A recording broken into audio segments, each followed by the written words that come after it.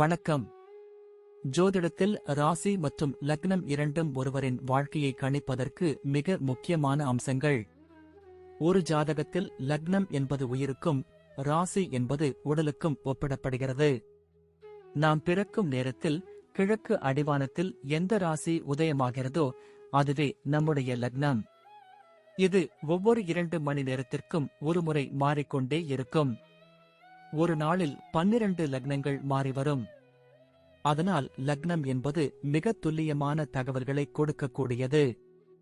இது ஒருவரின் குணநலன்கள், உடல் அமைப்பு, மனோபலம், செயல்பாடு, ஆயுள், எதிர்காலம் போன்ற பல விஷயங்களை நிர்ணயிக்கிறது. ராசி என்பது நாம் பிறக்கும் நேரத்தில் சந்திரன் எந்த ராசியில் இருக்கிறாரோ அதுவே நமது ராசியாகும். ஒரு ராசியில் சந்திரன் சுமார் 2.25 நாட்கள் இருப்பார். சந்திரன் மனதின் காரகனாக கருதப்படுவதால் ராசி ஒருவரின் மனநிலை, எண்ண ஓட்டங்கள், உணர்வுகள் ஆகியவற்றை குறிக்கும்.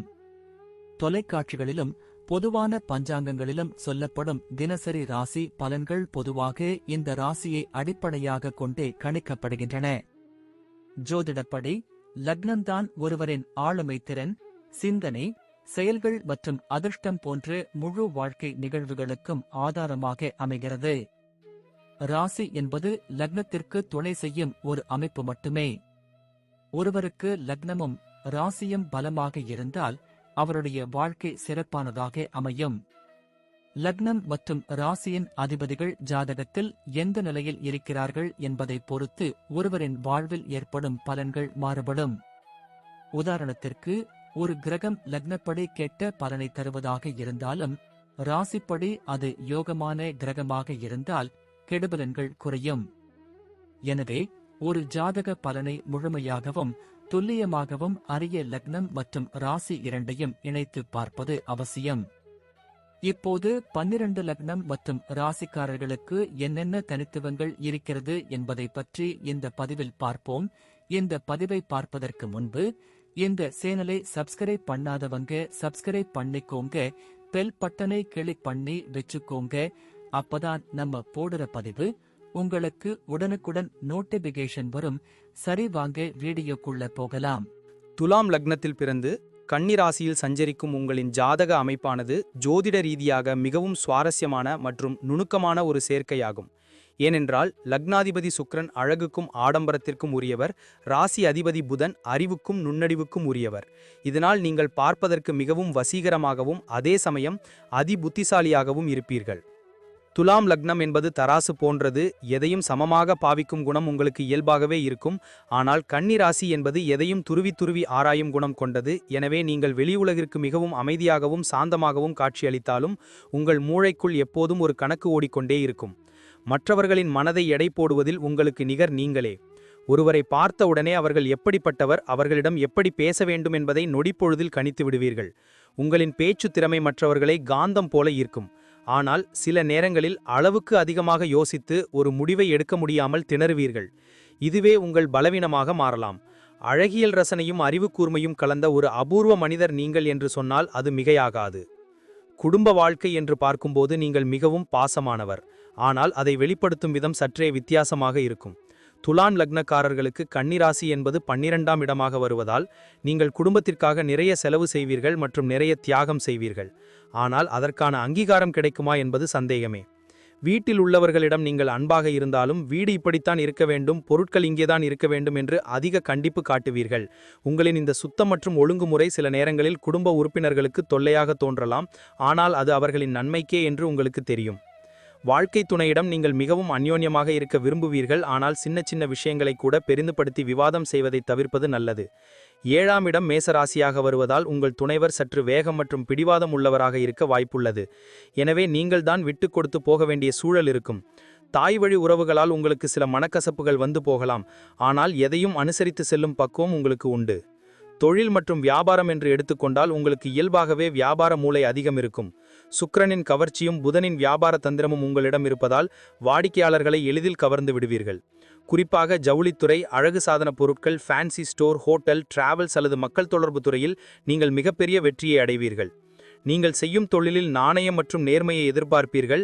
₹1 முதலீடு செய்வதற்கு முன்பு 1000 முறை யோசிப்பீர்கள். இதுவே உங்கள் வெற்றியின் ரகசியம். ஆனால் கூட்டுத் தொழில் செய்யும்போது அதிக கவனம் தேவை. ஏனென்றால் நீங்கள் மற்றவர்களை எளிதில் நம்பிவிடுவீர்கள் அல்லது அவர்களின் தவறுகளை சுட்டிக்காட்டி பகைமையை வளர்த்துக் கொள்வீர்கள். மார்க்கெட்டிங் துறையில் இருப்பவர்கள் பேச்சினாலேயே பொருட்களை விற்று தீர்க்கும் திறமை படைத்தவர்கள். போட்டி பொறாமைகளை சாமர்த்தியமாக சமாளிப்பீர்கள். வியாபாரத்தில் வரும் லாபத்தை விட தொழிலில் உள்ள நேர்த்தியே உங்களுக்கு முக்கியம். புதுமையான ஐடியாக்களை புகுத்தி தொழிலை அடுத்த கட்டத்திற்கு கொண்டு செல்வதில் நீங்கள் வல்லவர். வேலைக்கு செல்பவராக இருந்தால் அலுவலகத்தில் நீங்கள் எல்லோராலும் விரும்பப்படக்கூடிய ஒரு நபராக இருப்பீர்கள். எந்த பிரச்சனையாக இருந்தாலும் அதை சுமூகமாக தீர்த்து வைக்கும் மத்தியஸ்தராக நீங்கள் செயல்படுவீர்கள். குறிப்பாக வக்கீல், நீதிபதி, மக்கள் தொடர்பு அதிகாரி, அக்கவுண்டன்ட் அல்லது வங்கி பணியில் இருப்பவர்களுக்கு நல்ல எதிர்காலம் உண்டு. வேலை செய்யும் இடத்தில் உங்களுக்கு கொடுக்கப்பட்ட வேலையை மிக சுத்தமாகவும் அழகாகவும் முடிப்பீர்கள். ஆனால் மற்றவர்கள் செய்யும் வேலையில் உள்ள குறைகளை தேடி கண்டுபிடிப்பது உங்கள் பழக்கம். இதை மட்டும் குறைத்து கொண்டால் சக ஊழியர்களின் ஆதரவு உங்களுக்கு எப்போதும் கிடைக்கும். மேல் அதிகாரிகளிடம் நல்ல பெயர் எடுக்க வேண்டும் என்று மெனக்கெடுவீர்கள். பதவி உயர்வு தாமதமானாலும் கவலைப்பட மாட்டீர்கள். ஆனால் கௌரவம் குறைவான வேலைகளை செய்ய தயங்குவீர்கள். அலுவலக சூழல் வசதியாகவும் சுத்தமாகவும் இருக்க வேண்டும் என்று நினைப்பீர்கள். வேலைப்பளு அதிகமாக இருந்தாலும் அதை முகம் சுளிக்காமல் செய்து முடிக்கும் ஆற்றல் உங்களுக்கு உண்டு. பொருளாதார விஷயத்தில் நீங்கள் ஒரு விசித்திரமான குணம் கொண்டவர். ஒரு பக்கம் லக்னாதிபதி சுக்கிரன் என்பதால் ஆடம்பரமாக வாழ வேண்டும், நல்ல துணிமணிகள் அணிய வேண்டும் என்று ஆசைப்படுவீர்கள். மறுபக்கம் கன்னிராசி என்பதால் பணத்தை சிக்கனமாக செலவழிக்க வேண்டும் என்று கணக்கு போடுவீர்கள். இந்த இரண்டுக்கும் நடுவே உங்கள் மனம் ஊசலாடும். பொதுவாகவே துலாம் லக்னத்திற்கு பணவரவு நன்றாக இருக்கும். ஆனால் கன்னிராசி 12ஆம் இடமாக வருவதால் விரய செலவுகள் உங்களை தேடி வரும். கையில் பணம் தங்காது, ஏதாவது ஒரு வழியில் செலவாகிக் கொண்டே இருக்கும். எனவே பணத்தை விட சொத்துக்களாக சேமிப்பது உங்களுக்கு நல்லது.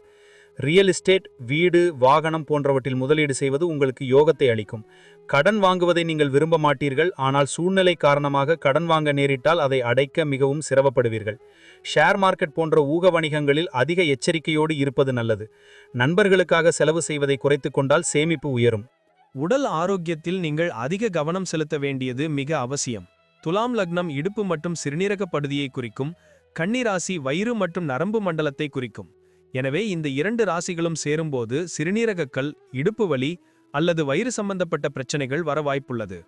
முக்கியமாக நீங்கள் அதிகம் கவலைப்படுவதாலும் மனதிற்குள் எதையாவது போட்டு குழப்பிக் கொள்வதாலும் மன அழுத்தம் ஏற்பட வாய்ப்பு அதிகம். இதுவே பல உடல் உபாதைகளுக்கு காரணமாக அமையும். எனவே மனதை ரிலாக்ஸாக வைத்துக் கொள்வது ஆரோக்கியத்திற்கு முதல் படி. தண்ணீர் நிறைய குடிக்க வேண்டும், சரியான நேரத்திற்கு சாப்பிட வேண்டும், வாயு தொல்லை தரும் உணவுகளை தவிர்ப்பது நல்லது. யோகா மற்றும் தியானம் செய்வது உங்களுக்கு பெரிய அளவில் உதவும். குறிப்பாக சர்க்கரை நோய் வருவதற்கு வாய்ப்பிருப்பதால் இனிப்பு வகைகளை குறைத்துக் கொள்வது நல்லது. உடல் எடை கூடாமல் பார்த்துக்கொண்டால் ஆரோக்கியம் சிறப்பாக இருக்கும். குழந்தைகள் விஷயத்தில் நீங்கள் மிகவும் பாசமான பெற்றோராக இருப்பீர்கள். 5ஆம் இடம் சனி பகவானின் வீடாக வருவதால் உங்கள் குழந்தைகள் மிகவும் பொறுப்பானவர்களாகவும் அறிவு முதிர்ச்சி உள்ளவர்களாகவும் இருப்பார்கள். சிறு வயதிலேயே அவர்களுக்கு பெரியவர்களின் குணம் இருக்கும். படிப்பில் அவர்கள் சிறந்து விளங்குவார்கள். குழந்தைகளின் எதிர்காலம் குறித்து நீங்கள் அதிகம் கவலைப்படுவீர்கள். அவர்களை மிகவும் கட்டுப்பாட்டுடன் வளர்க்க வேண்டும் என்று நினைப்பீர்கள். உங்கள் பிள்ளைகள் சட்டத்துறை, இன்ஜினியரிங் அல்லது ஆராய்ச்சி துறையில் சாதிக்க வாய்ப்புள்ளது. அவர்கள் உங்கள் விருப்பப்படி நடக்க வேண்டும் என்று எதிர்பார்ப்பீர்கள். அது நடக்காதபோது மன வருத்தம் அடைவீர்கள். ஆனால் அவர்கள் பிற்காலத்தில் உங்களை புரிந்து கொள்வார்கள். குழந்தைகளால் உங்களுக்கு சமூகத்தில் நல்ல பெயர் கிடைக்கும். அவர்களின் திருமண வாழ்க்கை சிறப்பாக அமைய நீங்கள் மிகுந்த பிரயத்தனம் எடுப்பீர்கள். குலதெய்வ வழிபாடு உங்கள் வாரிசுகளின் வாழ்க்கையை மேன்மைப்படுத்தும். பயணங்கள் உங்களுக்கு மிகவும் பிடித்தமான ஒரு விஷயம். குறிப்பாக சொகுசு பயணங்களை அதிகம் விரும்புவீர்கள். லக்னத்திற்கு 12ஆம் இடத்தில் ராசி இருப்பதால் அடிக்கடி வெளியூர் அல்லது வெளிநாடு செல்லும் யோகம் உங்களுக்கு இயல்பாகவே உண்டு. பலருக்கு வெளிநாட்டிலேயே செட்டில் ஆகும் வாய்ப்பும் கிடைக்கும். பயணத்தின் போது புதிய இடங்களை ரசிப்பதோடு மட்டுமல்லாமல் அங்குள்ள கலை மற்றும் கலாச்சாரங்களை தெரிந்து கொள்வதில் ஆர்வம் காட்டுவீர்கள். தொழில் ரீதியான பயணங்களால் உங்களுக்கு பணவரவு தாராளமாக இருக்கும். குடும்பத்தோடு சுற்றுலா செல்வது உங்களுக்கு மனமகிழ்ச்சியை தரும். ஆனால் தங்குமிடம் மற்றும் உணவு வசதிகள் மிகச் சிறப்பாக இருக்க வேண்டும் என்று நினைப்பீர்கள். சாகச பயணங்களை விட பாதுகாப்பான மற்றும் அமைதியான இடங்களுக்கு செல்வதையே விரும்புவீர்கள். வண்டி வாகனங்களில் செல்லும்போது மிதமான வேகமே உங்களுக்கு பாதுகாப்பானது. பழைய வாகனங்களை விட புதிய வாகனங்களே உங்களுக்கு ராசியாக இருக்கும். முடிவாக சொல்ல வேண்டுமென்றால், துலாம் லக்னம் கன்னி ராசியில் பிறந்த நீங்கள் ஒரு முழுமையான மனிதராக திகழ ஆசைப்படுபவர். உங்களின் அறிவும் அழகும் கலந்த ஆளுமை உங்களை வாழ்க்கையின் உச்சாணி கொம்பில் ஏற்றும். உங்களின் நினைத்ததை சாதிக்கும் வல்லமை உங்களுக்கு உண்டு. ஆனால் உங்கள் மன நிம்மதியை கெடுப்பது உங்களின் அதிகப்படியான சிந்தனையும் தேவையற்ற கற்பனைகளும் மற்றவர்களை விமர்சிக்கும் குணமும் தான். இதையெல்லாம் தூக்கி எறிந்துவிட்டு வாழ்க்கையை அதன் போக்கில் ரசிக்க கற்றுக்கொண்டால் நீங்கள்தான் ராஜா. வெள்ளிக்கிழமைகளில் மகாலட்சுமி வழிபாடும் புதன்கிழமைகளில் விஷ்ணு வழிபாடும் உங்களுக்கு சகல ஐஸ்வர்யங்களையும் தேடித்தரும். உங்களின் ராஜதந்திரமும் புத்திசாலித்தனமும் சரியான வழியில் பயன்பட்டால் சமுதாயத்தில் மிக உயர்ந்த இடத்தை பிடிப்பீர்கள் என்பதில் எவ்வித ஐயமும் இல்லை. நம்பிக்கையோடு இருங்கள், வெற்றி நிச்சயம். நன்றி. இப்ப நான் சொன்ன அனைத்து விஷயங்களும் பொது பலன் மட்டுமே. உங்களுடைய சுய ஜாதக அடிப்படையில் சில விஷயங்கள் மாறுபட்டு நடப்பதற்கு வாய்ப்புகள் உண்டு. இருந்தாலும் பெரும்பாலான விஷயங்கள் நான் கூறியபடியே உங்க வாழ்க்கையில் நடைபெறும். இந்த வீடியோ உங்களுக்கு பிடித்திருந்தால் நான் அடுத்த பாகம் 2 எடுக்க தயாராக உள்ளேன். பாகம் 2 வேண்டும் என்றால் பாகம் 2 என்று டைப் செய்யவும். பெரும்பாலான நண்பர்கள் பாகம் 2 வேண்டும் என்றால் விரைவில் பாகம் 2 வீடியோ பதிவு செய்கிறேன். இந்த வீடியோ உங்களுக்கு பிடித்திருந்தால் லைக், ஷேர் மற்றும் சப்ஸ்கிரைப் செய்யுங்கள். பக்கத்தில் உள்ள ஆல் பட்டனை கிளிக் பண்ணி வைத்துக் கொள்ளுங்கள். அப்பொழுதுதான் நாங்கள் போடும் வீடியோ உங்களுக்கு உடனுக்குடன் நோட்டிபிகேஷன் வரும். உங்களுடைய எதிர்கால வெற்றிக்கு என்னோட வாழ்த்துக்கள். நன்றி. வாழ்க வளமுடன்.